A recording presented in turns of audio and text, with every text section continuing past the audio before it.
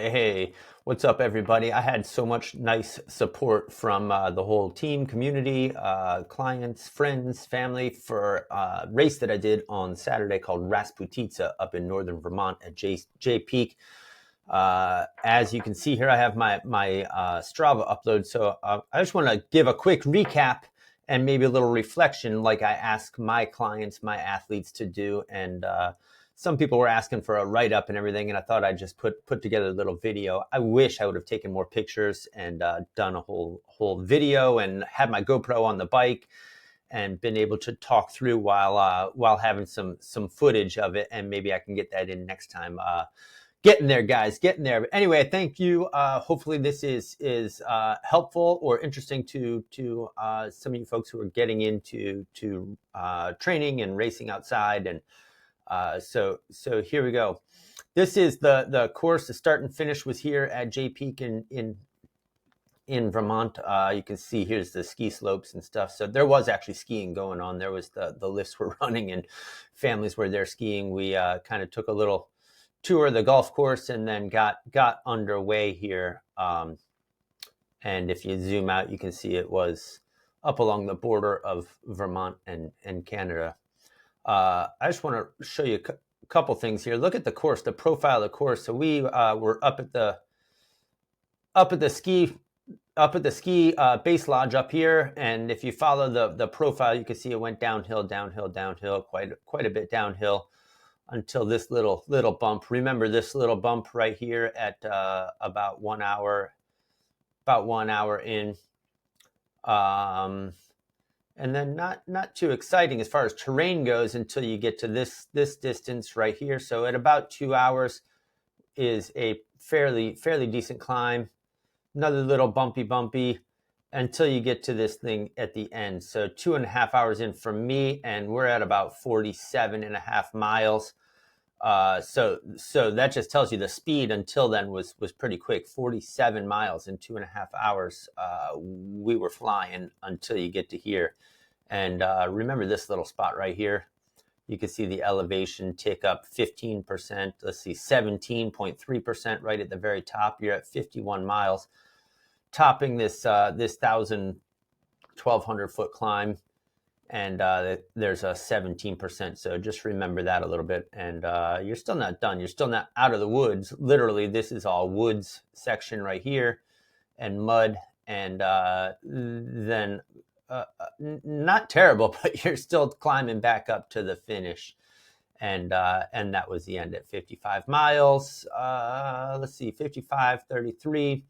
Looks like 5,600 feet of climbing. So cool. I'm going to switch back over to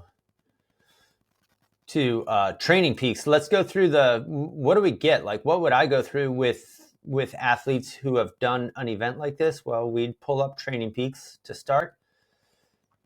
And here it is again. So Training Peaks, you can see the same map. And here's the data file. And it looks like a bunch of spaghetti if you haven't seen one of these before.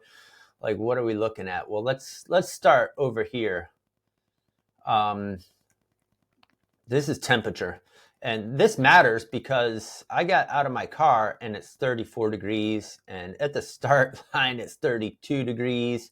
And it was actually snowing. There was, quote unquote, a wintry mix, but it was snowing. Let's not fool ourselves. And let's put the elevation. This always shows kind of where you are. So we're going downhill. It's snowing and it's cold. So how do you dress knowing that it's going to be in the 40s and maybe even 50 degrees and you're climbing at the end? Well, I chose a light pair of tights. I was considering just my bib shorts, but for the start, it was just too cold. Standing on the start line for 10 minutes, I would have just frozen. Knowing I was going downhill, I thought I'd be okay. I had some heavier gloves on and a skull cap, and then on top I just had a base layer, long sleeve base layer, and my jersey. So I took off a jacket, and you can see up here, up at the top of this long climb, it was 52 degrees, and this was out in the sunshine. So the tights were too much, but I'm glad I was able to remove the skull cap, remove the gloves, and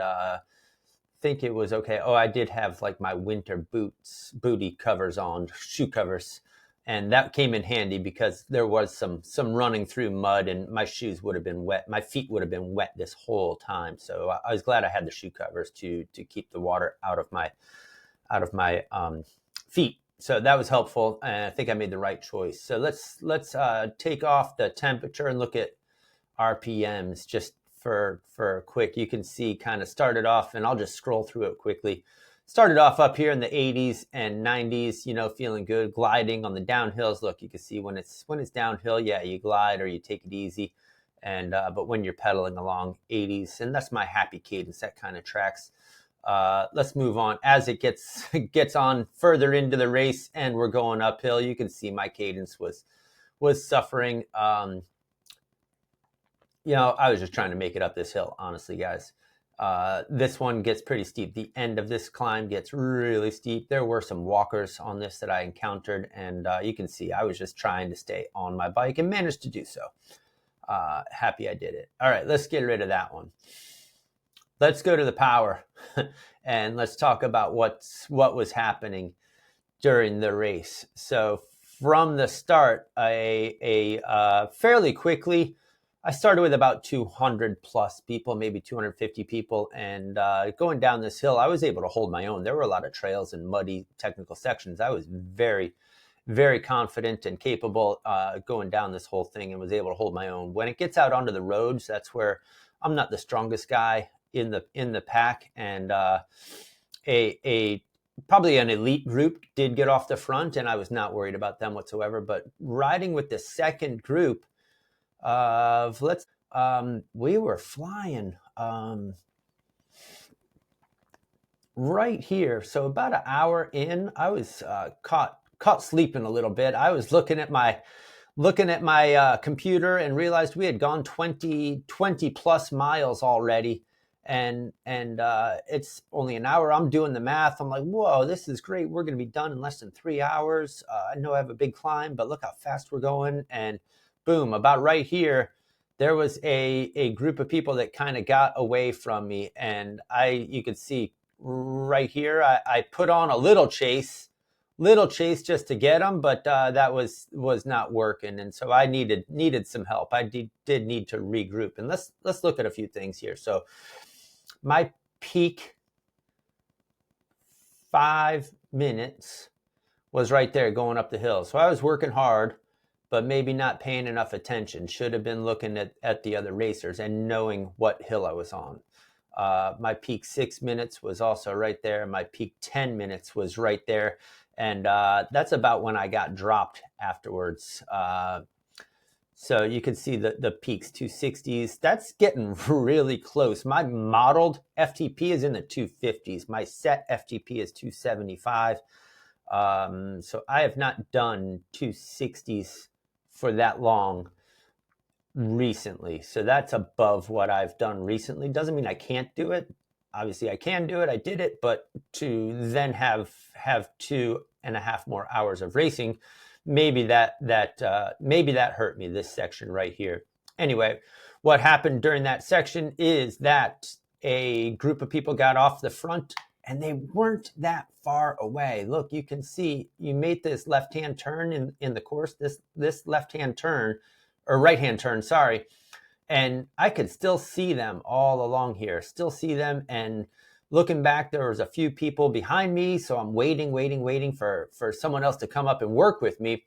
And sure enough, eventually, a group of 4 of us were trading pulls. And here's my peak 20 minutes and my peak 30 minutes. This was a chase, guys.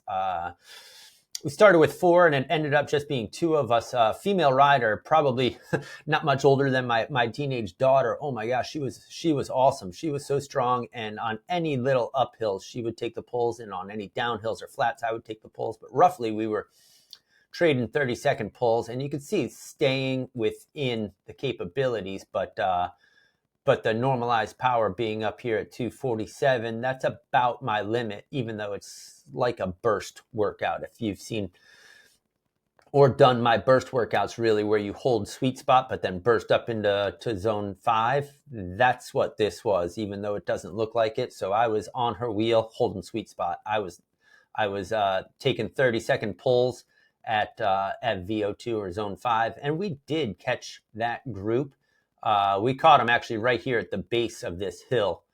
And if you go back to Strava, this is a category 4 climb. This is like 500, 600 feet of elevation right here. So I was a little disheartened when we caught them after a half hour, 20 minutes of chasing, and I had to go up this climb. And I did well, she rode away from me after doing all that work. She got up to the front of that group and moved on. I never saw her again. So awesome.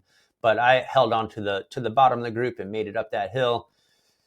Made my way up and down over here, and I knew that at the start of this biggie, this is a category 2 climb altogether, 1,200 feet plus in about 4.5 miles. So I knew I was just gonna ride up this hill and not really race, and it was pretty shattered by that time anyway. There were a few people up ahead of me that I could see, and so I just settled in, held my own, and let's see if you get an overall power number here. It is quite a bit lower at 214, or normalized power 226, because there is some gliding here and there. You can see, or stopping to pedal here and there when you hit a water bar, or slight little variations in the terrain. But this was loose, sandy, rocky. Let's call it a double track Jeep road, access road, something like that. I'm not sure I could have driven up this in my pickup truck with 4-wheel drive. Right up here, I think I mentioned and showed you on Strava, there was a 17%er. I saw about 5 or 6 guys who had been ahead of me walking, and for a brief second did consider that it was okay, or would have been okay to walk, but no, I didn't need to, and I was able to ride past them very slowly. You can see just holding is interesting. If you look at the speed throughout the whole thing, there's a top speed of 45. Going down some of these hills, you could let it loose and hit 30 or 38, 40. Going down this one was up there 42 miles per hour. Going down this hill, the speed doesn't go up. That's because this was all in the woods, muddy, sloppy.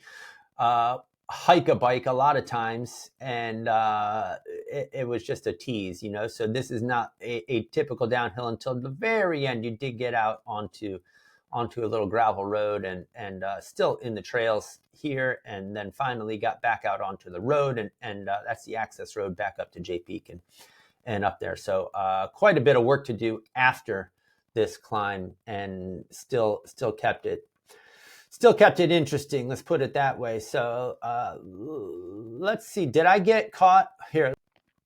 Go back to the power.